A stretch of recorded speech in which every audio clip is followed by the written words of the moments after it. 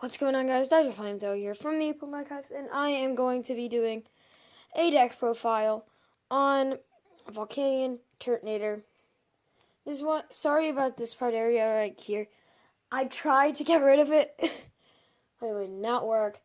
So yeah, let's get into this. It's kind of a spin on Andrew Mahone's version. If you know who Andrew Mahone is, I don't know, but it's kind of just a twist on that. So to start things off, we have 2 Volcanions, 3 Volcanion EXs, 3 Turtonator GXs, and 1 Ho-Oh. So what you do, so the reason you play these is to get set up, because what you can do is with Steam Up, with Steam Up, if it'll focus, once during your turn before you attack, you may discard a fire energy card from your hand. And if you do, your basic Pokemon, fire Pokemon's attacks do 30 more damage. And then you can see my phone a little bit there. So that's pretty much what that does.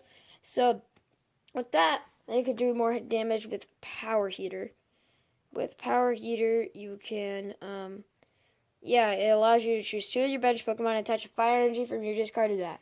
And then Turtonator, you could power it up with Turtonator. Shell Trap, you'd use Bright Flame. And Shell Trap allows you, if your opponent attacks you, then you put 8 damage counters on them, which is ridiculous. You could, do so much with that. And then 1 copy of Ho, primarily for me, with Eternal Flame. So you put 3 of any combination of Fire Pokemon GX or EX into your hand. Onto your bench, is it?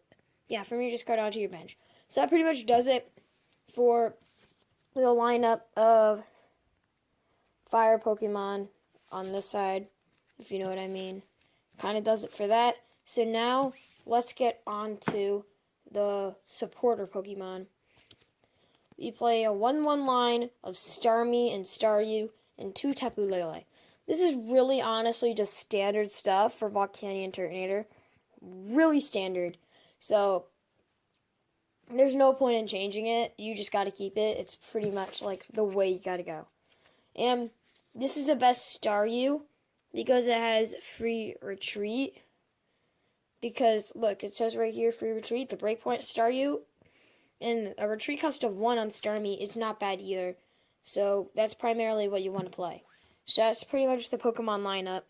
So, yeah, I'll put the whole deck list down below in the description if you want to know how to do it. And the prices will be on TCG Player. So next we have our supporters. We have 4 Sycamore and 3 N and 1 Moment. Sorry about the interruption, guys. I had to quickly go do something. So we got 4 Sycamore and 3 N. And that's pretty standard. I used to play 4N, but I decided to replace it with something else that I will be getting onto later in the items. And then you play 3 copies of Guzma, because Guzma is amazing. And I'm a sellout by proxying full arts. And I already had this proxy, so I just decided to reuse it. And then 1 copy of Kiawe. I only have 1 Guzma because I don't open up much of Burning Shadows. So 1 copy of Kiawe just for the Ho-Oh and stuff, you know. And then we play, and then that's pretty much actually just the whole supporter line. So that's actually it. So let's get on to the item cards next. And then I'll go over a few strategies to go on with this deck. So for items, first we play 3 copies of Ultra Ball, pretty standard. And then the interesting part, the 1 copy of Heavy Ball. I play Heavy Ball because if you look back in the video, you can see that Volcanion and Turtonator have both 3 retreat. And it says 3 or more. So what you can do is you can just search it out with Heavy Ball. So 1 copy of Heavy Ball actually works really well. I've won games because of Heavy Ball. And then 1 copy each of Energy Retrieval and Energy Recycler, just in case you run out of energies and you need to get them back. Because this deck revolves around Steam Up, and if you can't Power Heater fast enough to compensate with your loss, then it's nice to have those in. And then you play 3 copies of Max Elixir, 2 Choice Band, and 2 Field Blower. I'm going to move all this up. The reason you play with Max Elixir is to get all of those energies on, since you're playing a lot of energy. And you really need to get them in, so that's what I would play. And then 2 copies of Floatstone, because Floatstone is amazing. I love Floatstone. And it says no retreat cost, so that's really good. Field Blower to get rid of items, tools and stadiums, which you are playing stadiums, so you're prone to that. But yeah, it gives you an advantage, honestly. Everybody plays Field Blower. And I've already told you about that. Shuffle 5. See, Energy Recycler is way better. I just play Energy Retrieval because it puts it into your hand, so you can use either one depending on your scenario. You don't play Puzzle in this deck because you don't really need it, but it just gives. But if you just run out of resources of energies, it's just really handy to have. Like if you're stuck in a position, like I don't know, if they've I don't know, you're facing expanded even though you're standard. That's totally happened. I remember that's totally actually happened before. It really has. And someone just seismitoads hammers you and completely roasts your energy supply. Then what you can do is you can just energy recycler on back them into the deck. So that's really handy. Then we play 1 copy of Switch, 1 Rescue Stretcher, 1 Fighting Fury Belt, and then 1 Professor's Letter. So these are all just singular ones. So the reason you'd play Switch is to switch. Obviously, it's the name. And then Rescue Stretcher, if you already used your Eternal Flame, if you play it, you could also play Hot Nitro Tank if you wanted to. And, let's just say you already used it and you still have Pokemon in the discard. You can just do that. And then you can Fighting Fury Belt onto your Turtonator, Ho-Oh, whatever you want, really. And because we primarily use basics, so if something says basic Pokemon can't attack, like Vileplume, you'll literally just, you're stuck. The only way you can get out is to Guzma. And, yeah, and hope that you're able to knock him out and just buy yourself some turns. And then Professor's Letter. Research your deck for up to 2 basic energy cards. That's actually pretty good. So if you energy recycler, then you can Professor's Letter back up into the position you were in. So that's it for the item line, which is, I honestly think it's a really good item line. Modified, because this is Andrew Mahone's list, kind of modified. I don't know if I mentioned that. That would be bad if I didn't.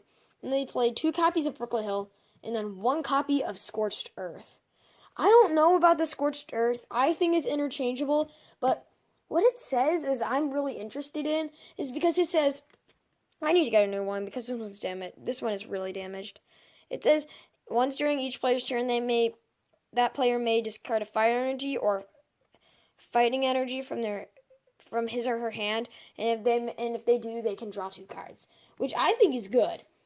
So what I'm wondering is can you discard 1 for Steam Up and 1 for Scorched Earth, just as one, because it says both discard 1 from your hand, not from your deck or anything. So I'm just wondering about that. I may ask the judges at my local comic shop if they can help me, but because I'm going to a tournament this weekend that involves this deck, so yeah, I'm just going to be just asking them because that is really interesting. If it does work, I think every Volcanion Turtonator deck should play at least 1 copy of Scorched Earth. So next we're on to the energies. So we play 1, 2, 3, 4, 5, 6, 7, 8, 9, 10, 11, 12 fire energies, and then 2 copies of Burning Energy. So I play Burning Energy because Burning Energy allows you to just keep it on your Pokemon. So if you're playing Turtonator, it says discard, discard 2. So if you attach both Burning Energies, then what you can just do is then you can just keep doing 160 every single turn, which is ridiculous. And that's really good. So if you're able to do that, then you could honestly sweep for game. But because that's all you really need, just those 2 energies. Just keep discarding and discarding and discarding. So that's pretty much the whole deck. That's pretty much the whole thing in detail. So I guess that's pretty much it, guys. Hopefully, I guess it's actually, yeah. This deck, it's just it's just kind of like a different version of Andrew Mahone's in my playstyle kind of thing. I don't know why I was like that. So, sorry about the different camera angle. Hopefully you guys like this one for deck profiles. But yeah, that's pretty much going to be it for this video, guys. Hopefully you enjoyed it. And if you haven't already... Wait, okay. Why do I keep forgetting the outro? So, you guys, that's going to be it for this video. Hopefully you enjoyed it. And if you haven't already, please don't forget to like and subscribe. And I'll see you guys later.